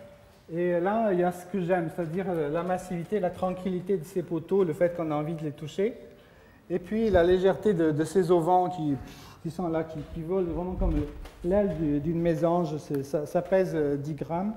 Et cette coexistence des poteaux naturellement gris et des troncs naturellement gris qui sont les troncs de la forêt. Voilà à peu près ce que j'avais à vous dire. Mais j'ai encore une petite coda avant de vous laisser causer. C'est d'ailleurs aussi pour vous laisser causer et vous faire causer, c'est la page d'ouverture du site que j'ai ouvert il n'y a pas très longtemps. Vous faites Anglade structure bois sur Google ou Anglade bois, puis vous allez trouver Anglade structure bois. Alors, c'est comme je l'explique, c'est essentiellement destiné aux étudiants. Ça tombe bien, vous en êtes, j'espère. Donc là, vous avez les projets du mois, là vous avez tous les projets, vous les trouverez, les voyages, et avec des liens qui vous permettent de se dire, tel projet, on saute sur le voyage avec l'image qui rappelle tout ça, bon, etc. D'essayer de faire des liens, parce que ça marche comme ça. Publication, ça c'est ma copine avec ses chaises. L'association assemblage qu'on a faite en rentrant du Mali en disant pourquoi, si on fait une école à 2, en se mettant à 30, on va en faire 15, et sur 20 ans, on en fera 300, d'accord? Il en faudra 1 million, parce qu'il y a 100 millions de gamins qui manquent d'école, mais ce sera toujours 300 écoles. Mais bon, manque de peau, ça ne va pas marcher, mais ça peut marcher. Il suffit que vous trois, là, lui et elle, vous disiez oui, ben on y va, c'est à tel endroit, et moi je viens avec vous, et on fait quelque chose, et ça va coûter 3 fois rien, et on fera des trucs là. Il y a quand même au passage, il y a 100 gamins qui ont pu, il y avait 50 gamins scolarisés quand on est arrivé, quand on est parti, il y avait 150. Sur les 50, il y avait 46 garçons et 4 filles, quand on est reparti, il y avait 80 garçons et 70 filles. Donc ça change les choses. Hein. Et ici, alors, il y a un blanc, mais c'est plus blanc maintenant, ça s'appelle échange. Alors il y a deux choses, ça s'appelle bois et société, et là il y a plein de choses sur les rapports entre le bois et la société. Tout ce que j'ai pu dire sur les bois tropicaux et tout ça, il y a beaucoup de choses là-dessus. Et puis il y a un truc qui s'appelle le pétrin, et là je voudrais vous en parler, parce que j'ai lancé ça il y a 8 jours, et donc si vous allez dessus, c'est une tentative. Hein. Je vous en parle parce que ça m'intéresse et je pense que ça peut être bien, et j'en parle en présence des enseignants. C'est parce que je ne fais pas ça en douce. Hein. C'est l'idée de faire un atelier permanent, gratuit, d'invention et de pétrissage de structures en bois. Ça s'appelle le pétrin parce que Natraire, qui est le grand professeur de Lausanne, il dit il faut pétrir les structures. Et bon, j'ai trouvé ça bien. Donc, puis quelquefois aussi, vous êtes dans le pétrin, vous ne savez pas comment faire. Donc, vous m'envoyez votre petit dessin en JPEG, en PDF. Le mieux, c'est un dessin à la main qui est en JPEG, parce qu'on peut l'afficher tout de suite. Et puis après, moi, je fais un truc en rouge, en bleu. Je mets mon grain de sel. Enfin, moi, je dis c'est la levure, parce que c'est le pétrin. Bon, et puis, ça devient autre chose, et vous me renvoyez ça. Et puis, il y a quelqu'un qui voit ça d'une autre école, à Nantes ou à Brest, ou je ne sais pas, peut-être, puisque c'est le web, donc peut-être il est à Valparaiso ou ailleurs. Il dit, ah, mais moi, je voyais plutôt comme ça. Et après, je dis, non, plutôt comme ça. Et puis, on continue, les images s'affichent. Et ça peut être génial, je trouve. Enfin, moi, je trouve que ça peut être génial. Mais par contre, il faut qu'il y en ait au moins un qui se dévoue, qui se jette à l'eau, qui m'envoie quelque chose. Parce que sinon, il n'y aura jamais rien là. Sur le reste, bon, je nourris, je mets plein de trucs. Mais là, c'est vous qui... La balle est chez vous, mais je pense que ça peut être assez rigolo et c'est totalement gratuit, bien sûr. C'est pas l'idée d'en faire une espèce de truc à but lucratif parce que ça va, je gagne bien ma vie, j'ai pas besoin de ça. Et voilà, donc je crois que j'ai à peu près dit tout. Donc je suis à votre disposition pour des questions. On m'a prévenu que vous étiez, c'était un feu permanent de questions qui m'attendait, donc. Merci.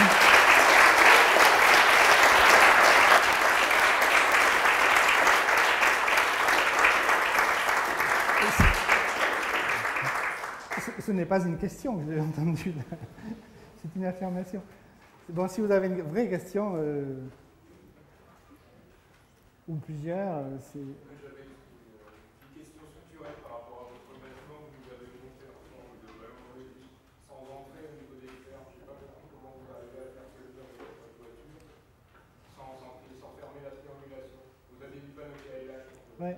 En fait, bon, je pourrais t'expliquer les choses un peu compliquées, mais je vais te renvoyer, je vais te suggérer de faire un pliage, tu vois, de prendre une feuille de papier comme ça, de la plier comme ça, mais en faisant en sorte que ça donne cette forme-là, et ou même simplement, plus simplement, tu attends l'automne, tu vas dans un bois de châtaignier, tu ramasses une feuille de châtaignier et tu as la réponse. La châtaignier, comme dit René, hein, là-bas à Joux, ça prend du temps. Mais je pense qu'en novembre, tu auras la réponse à la question. C'est la forme. Hein. C'est-à-dire que, de la même manière que, si tu vois, il y a quelqu'un, un enseignant qui s'appelle Jean-Marie Delarue, qui enseigne dans une école à Paris, je ne sais plus laquelle, c'est Villette ou une autre. Il a fait une fois, j'ai assisté une fois à une conférence sur les plis. C'est fabuleux parce qu'à la fois, en même temps qu'il cause, il plie. Il fait des démonstrations, il est bien plus virtuose que je ne le suis. Et donc, c'est déjà évident que si je fais ça, mon bout de papier, il porte, alors qu'avant, à plat, il ne porte pas. Le principe, il est celui-là. Et en fait, ça vient du fait que les efforts, ils zigzaguent dans ce plan-là. Alors, bien sûr, si moi je découpe ce qui ressemble à un treillis avec des verticales, des diagonales qui véhiculent les efforts, ça marchera aussi. Mais si c'est plein, ça marche encore mieux, parce que les efforts, en fait, comme de la même manière que dans une poutre, on a une zone où circule plutôt de la traction, une zone où circule plutôt de la compression, comme ça, qui viennent faire ça, qui viennent faire une arche, qui viennent faire une chaînette, et tout ça dans la même matière. De la même manière, ça se place, ça fonctionne dans le plan qui est là. Et de la même manière, ça travaille aussi dans ma coque. Là, je suis un peu maladroit pour te faire la feuille de châtaignier, mais le châtaignier va la faire. Et en fait, c'est une résistance par la forme. Si tu imagines que les poules, on va créer une variété de poules OGM qui vont faire des œufs carrés, parce que ça tient moins de place dans les supermarchés. Ça, c'est une fabuleuse idée, ça, non? Simplement que les œufs carrés, ils seraient beaucoup trop fragiles. En plus, ça ferait mal à la poule au moment où elle les fait. Mais c'est beaucoup trop fragile parce que la paroi, elle est plate. Tu vois, par exemple, si tu as une tôle qui est plate, mettons un réservoir de gazole, un truc comme ça, tu vois, il y a des plis, on fait des facettes, parce qu'avec ces facettes, ça donne une rigidité. Tu vois, déjà, il y a des plis infimes. Tu prends une merveille de la technologie, les camionnettes de chevaux ou les tubes Citroën des années 50-60. Tu vois, ces tôles ondulées, là, ça a une rigidité par la forme. C'est toujours ça, quoi. Après, on peut théoriser, c'est-à-dire, je pense, même si tu vas sur le site, pour certains projets, et sur celui-là en particulier, là, je ne peux pas y aller parce que ce n'est pas le site, c'est juste l'image du site. Mais je crois que j'ai mis en modélisation, j'ai mis les images des modélisations. Tu vois circuler les efforts de traction, compression, tu vois où il y a les moments. Petit à petit, sur chaque projet, j'essaie de mettre un petit texte qui explique qu'est-ce que j'ai voulu faire, moi, parce que je ne prétends pas expliquer tous les tenants et les aboutissants architecturaux du projet, hein, bien sûr, mais au moins au point de vue structure, quel est mon apport, ou quel est l'apport de la structure à l'esprit du projet. Donc il y aura ces modélisations. Je pense que sur ce projet-là, tu as les modélisations. Et bien sûr, tous les plans DCE de tous les projets, il y en a une centaine, sont tous téléchargeables aussi. Hein. Donc toutes les photos, tout est... parce que je pense qu'on est dans une ère où il faut abandonner l'idée de copyright, quoi. Ça n'a plus de sens, quoi. Tout circule, donc il faut au contraire laisser les choses circuler. Parce que, en fait, moi je pense qu'il n'y a pas de problème avec la copie dans la mesure où moi ça me pousse à faire autre chose. Donc c'est bien, c'est plutôt stimulant.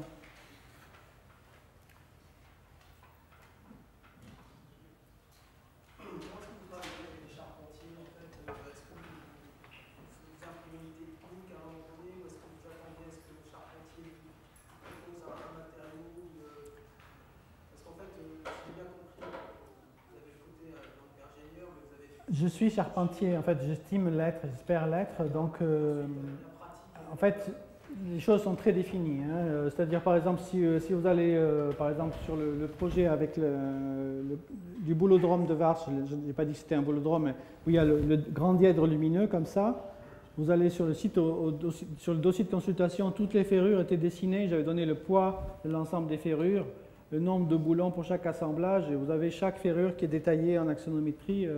Donc tout ça, c'est parfaitement défini. Je veux que le charpentier, au moment où il chiffre, il sache exactement où il va. Maintenant, s'il a des idées, je ne suis pas contre. Il y a un projet qu'on est en train de faire près d'Annecy, où on avait un ingénieur fluide qui a dit les tuyaux, ils vont être comme ça. Parce qu'ils prennent toujours la précaution, ils mettent des tuyaux énormes. Bon. Dans des endroits où il y a 20 ans, il n'y avait pas un seul tuyau, et on respirait quand même. Mais moi, j'ai mon idée sur les diamètres des tuyaux, parce que je suis ingénieur fluide, d'une part, et puis aussi, il y a un simple bon sens. S'il y a 50 personnes dans une salle, ils respirent, la plupart du temps, ils sont bouche fermée, donc comme vous êtes tous, bouche fermée, donc ils respirent avec des trous du nez. Donc si on regarde la section des trous du nez, ça fait, mettons, au grand maximum 1 cm² par personne. Avec 100 cm², ça circule sans bruit. Je veux dire, vous respirez, on n'entend pas, ça va, ça reste calme. Donc l'air global qui circule à tout moment dans la pièce devrait passer dans 100 cm². Alors si on a un tuyau, et bien sûr, il nous calcule un tuyau qui fait à peu près 1000 cm² ou 3000. On se dit qu'il y a quelque chose qui ne va pas.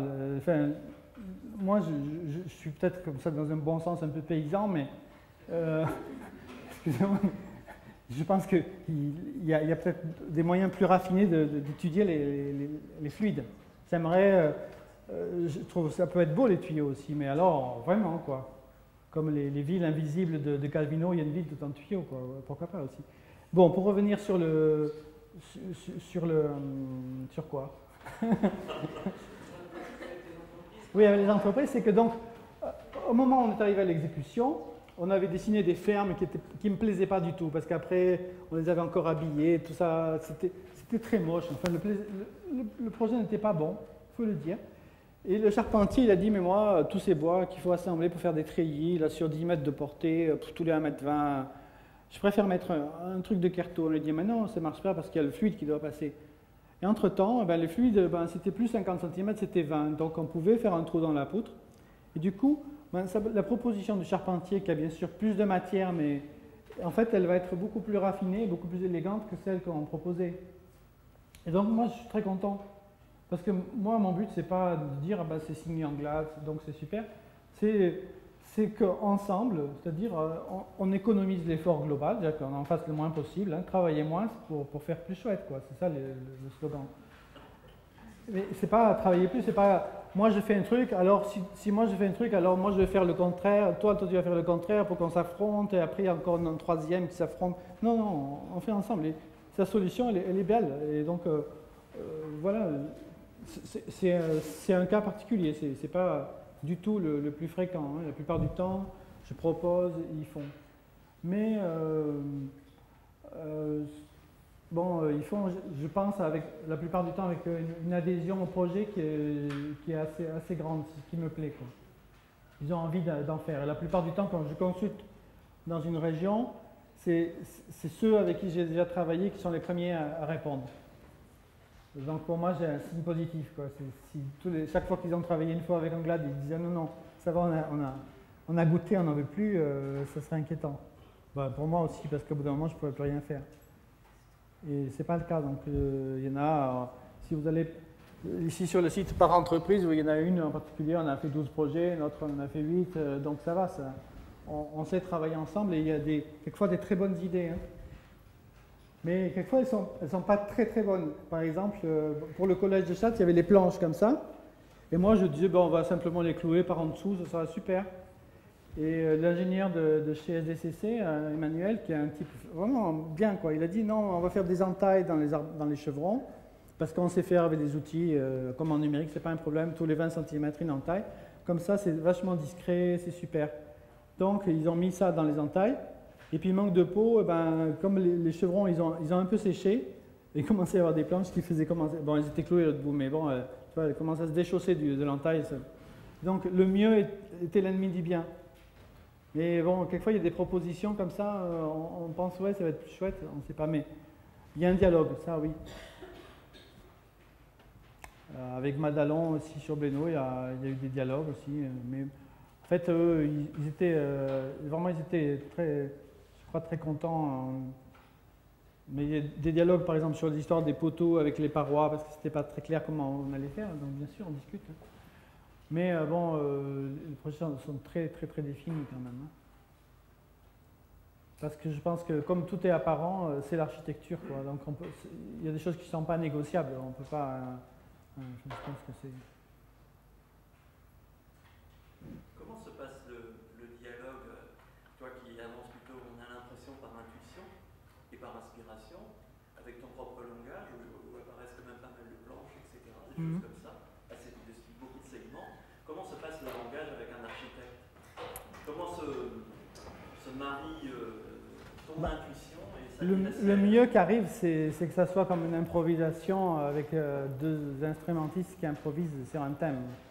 C'est-à-dire, on est là en face, il y en a un qui dessine et l'autre dessine, et pousse ton crayon, non, ça va faire ça. Mais ça arrive à peu près 5 minutes tous les siècles, quoi. Donc, non, c'est pas très fréquent, mais la plupart du temps, il y a des idées, et puis quelquefois il y a des architectes, je ne sais pas ce qu'ils veulent, et même certains, je ne vais pas les nommer, avec qui je travaille depuis 10 ans, ils n'ont pas un parti architectural fort, ce qui émerge. Donc moi, j'essaie d'avoir un parti structural qui prend un peu la place vide, hein, puisque la nature a vide, et puis qui devient le parti architectural. Mais quelquefois, ils ne comprennent pas vraiment, hein, donc ce n'est pas toujours facile. Hein. Moi, en fait, je préfère un dialogue avec un architecte, c'est vraiment ce qu'il veut, et qui a aussi des idées sur la structure. Mais il y a des gens un peu, c'est un peu mais par exemple Gilles Perrodin, c'est un architecte qui a des notions de structure, et ça, c'est un peu aussi une question intuitive, c'est-à-dire c'est le rapport avec la matière que certains architectes ont et puis d'autres pas, quoi, hein. Donc je ne vais pas faire une liste avec des notes, hein, mais et après le dialogue se situe toujours à un autre niveau. Moi je fais entre 1% et 99% de ce qu'on voit là, de la structure. Il y en a, par exemple, sur le projet d'Artenay, je suis arrivé en phase APS, Cornu, il avait pratiquement tout réglé sur le dessin de la structure et sur des petits décalages précis, tout ça. Il y avait juste des questions, parce qu'à un endroit, il voulait supprimer une entrée parce qu'il y avait l'air de combat, il fallait un peu plus de hauteur, des petits trucs comme ça, puis comment on le réalise, quelle matière, tout ça. Mais le projet, il y avait une intuition de structure magnifique. Puis d'autres, je peux dire que sans forfanterie, j'en suis l'auteur à 95 ou 99%. Sur la passerelle d'Ajou, l'architecte, j'avais fait une esquisse et il m'a dit, mais tu sais, Anglade, il faut mettre un garde-corps. Hein. Voilà, c'était son intervention sur la passerelle. Bon, à part ça, il ne m'a pas trop ennuyé, ça va, mais bon, moi, c'est pas du tout à ce niveau-là que j'ai envie de discuter. Demain, je vais voir un architecte qui a l'air complètement fou, qui dessine des structures en bois incroyables. Je ne sais pas si c'est réalisable, ces structures. C'est Serrero, il s'appelle. Et il a fait la couverture d'Écologique, le numéro 2, avec un projet qui se trouve à côté de chez moi. Il y a du nanogel dans la toiture. Bon, moi, la nanotechnologie, ce n'est pas ma tasse de thé, c'est le moins qu'on puisse dire. Donc j'ai un peu attiré l'attention de Dominique Gauza-Muller là-dessus. Et puis je ne lui ai pas rentré dans l'art, mais je lui ai envoyé un mail dimanche en disant, cher monsieur, je raconte l'histoire, bon, elle pourrait rester secrète, mais je trouve ça amusant parce que c'est quand même assez sympa. Je lui ai dit, bon, peut-être on pourrait faire votre bâtiment en plus écolo, quoi, si vous voulez. Et il m'a dit, ok, on en parle demain, et puis demain je vais le voir. Mais ce ne sera peut-être pas pour ce projet, ce sera pour un autre. Mais vous pouvez aller voir sur le site, c'est Cerero. Vous faites Cerero, S-E-R-E-R-O. Puis il y a un projet en bois, mais c'est stupéfiant. C'est une espèce de truc spongiforme, extrêmement élancé, avec des sections très, très fines. Et je ne sais pas encore si c'est réalisable, mais je trouve le jeu vachement amusant. Parce qu'il y a une ambition derrière ça qui est énorme. Alors peut-être elle est extravagante, peut-être elle violente un peu l'idée même, enfin la matière elle-même. Hein. Elle va peut-être complètement au-delà de ce que la matière peut. Mais si ce n'est pas le cas, si c'est juste à la limite, ça vaut le coup. Donc c'est pour dire quelquefois, il y a comme ça, dans le dialogue, il peut y avoir comme ça moi j'aime ça, enfin j'aimerais ça, peut-être avoir des architectes qui me disent, ben, qu'est-ce qu'on peut faire là mais quelquefois ça peut être vraiment sur des choses beaucoup plus subtiles. Par exemple, on commence un petit projet avec Pérodin en Corse. Et donc on est allé faire un tour la semaine dernière en Corse. Et il m'a montré des paillets, c'est des maisons en pierre avec un toit végétalisé qu'il y a dans le désert des Agriacs, des cabanes de berger. Et l'idée, c'est, puisque c'est des bâtiments en terre qui seront carrés, un petit peu dans le même volume, un peu plus grand, c'est de reprendre le langage des encorbellements de pierre qu'il y a dans les paliers, donc pas faire avec la pierre, c'est trop grand, mais avec des encorbellements de bois. Donc je lui propose ça, puis je ne sais pas ce que ça va donner, mais il y a un dialogue qui se noue comme ça à travers des penchants, des inclinaisons, des inclinations plutôt communes, qui dessinent. Et bon, moi je parle de lui parce que c'est vrai, on était ensemble, on a passé une très bonne journée, et puis c'est vrai que c'est quand même un architecte parmi d'autres avec qui je ressens énormément d'affinité. On parle la même chose. Et on a le même. Voilà. Il y a vraiment des penchants communs. Ça peut être intéressant aussi que des affrontements, et puis que, par exemple avec Sao, je sens que lui, c'est un jeune, il est tout tout plein, donc on n'est pas du tout dans le même registre, mais il y a peut-être justement à travers ça qui peut naître. De toute façon, moi, je suis très content de ne pas être architecte. Pour bien qu'il y ait quelqu'un extérieur à l'architecture qui fasse ceci. Mais par contre, je trouve bien qu'il y ait des zones communes, de recouvrement de nos goûts, de nos compétences, de nos priorités, de nos langages. Sinon, la communication serait impossible. Je ne sais pas si j'ai répondu à la question.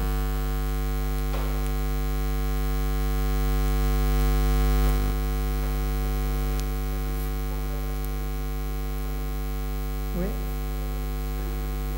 Ouais.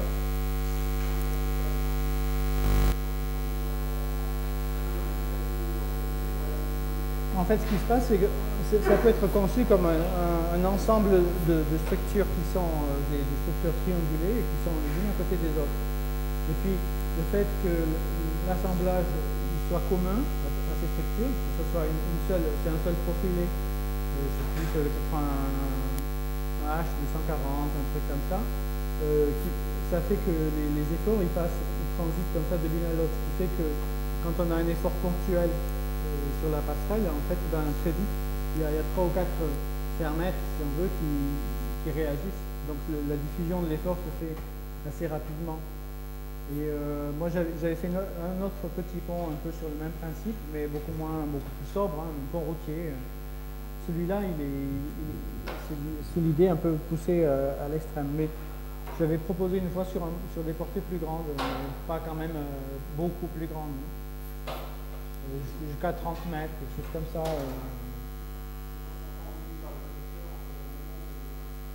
Non, en fait, après, c'est des questions de levage aussi, parce que là, le levage n'était pas facile. Hein. En fait, il a fallu avoir une structure annexe en acier qui a été édifiée dans le lit du fleuve, enfin de la rivière. Hein. La première, d'ailleurs, a été emportée par une crue, alors ils ne se sont pas découragés, ils en ont fait une deuxième. Et heureusement, ils n'avaient encore rien fait, donc sinon ça. Et après, ils avaient situé des points, justement, au laser, parce que ça a l'air comme ça primitif, mais c'est vraiment coton. J'ai beaucoup de... Tire mon chapeau, l'entreprise Traversier, là, ils ont vraiment super bien bossé. En fait, non, c'est des traverses... il faudrait que je mette un peu plus de photos sur le site, mais en fait, c'est des traverses métalliques. C'est un cinq profilé avec des plats soudés. Et c'est là-dedans qu'on est venu engager, enfin ils sont venus engager les bois. Mais en fait, la taille des bois est très fruste parce qu'en fait, souvent c'est quand même de la compression qui circule, hein, parce qu'il y a un grand poids propre. Donc en fait, les bois, ils sont simplement un peu coupés pour venir se blottir dans le creux du profilé. Il n'y a pas grand chose d'autre. Mais bon, j'avais fait un concours à Figeac pour faire un pont. C'était une proposition en bois, en chêne, puisqu'on était dans le Quercy. Quercy, c'est le chêne. Vous avez fait une petite passerelle piétonne en chêne et en pierre. Et en face de nous, il y avait RFR, il y avait Mimram, il y avait des... Et alors, bon, c'était quand même un peu caricatural, parce que quand on est allé visiter le site avec le maire, donc il y avait le maire et Mimram qui marchaient devant, puis les autres qui trottinaient derrière. Donc déjà, le gagnant du concours était déjà presque connu d'avance. Enfin, le maire, il voulait une passerelle de Mimram, quoi, le concours. Puis alors, au jury, on me dit, mais pourquoi vous avez fait ça en chêne, qui est un matériau du passé, ou pourquoi vous n'avez pas au moins fait l'effort de faire ça avec un arc, un lamellé collé, quoi, un truc un peu moderne, quoi. Donc là, quand on me dit ça, moi, j'ai vu que déjà, bon, c'était perdu, quoi, parce que j'ai essayé de ramer à contre-courant, m'expliquer que le chêne, ça c'était le futur, parce que disons, il n'y aurait plus d'autres bois durables que le chêne en France. Et puis que la mêlée collée, ça datait de 1906, que c'était pas, ça tombait pas de la dernière pluie, quoi. Mais bon, là, c'était chou blanc, quoi. Pas grave. Non, mais j'adore faire des concours.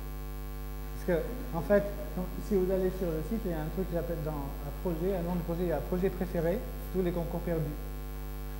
Là, on a seulement eu le plaisir de l'invention, sans avoir la douleur de la réalisation. Hein? Donc, ça, c'est génial. Bon, il faut vivre aussi. Hein. Non, j'adore réaliser aussi. Là, ce matin, j'étais les pieds dans la boue, il y avait le mec qui enfonçait ses pieux en robinet, tout ça, génial aussi.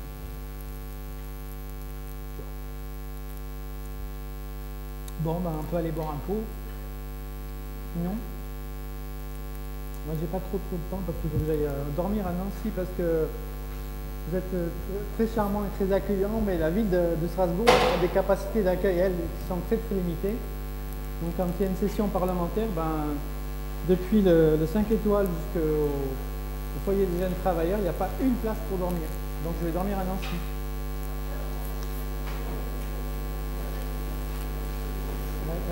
En fait, ça c'est une proposition. Vous devriez faire une petite maison en bois sur le toit de l'école pour les conférenciers quand ils viennent.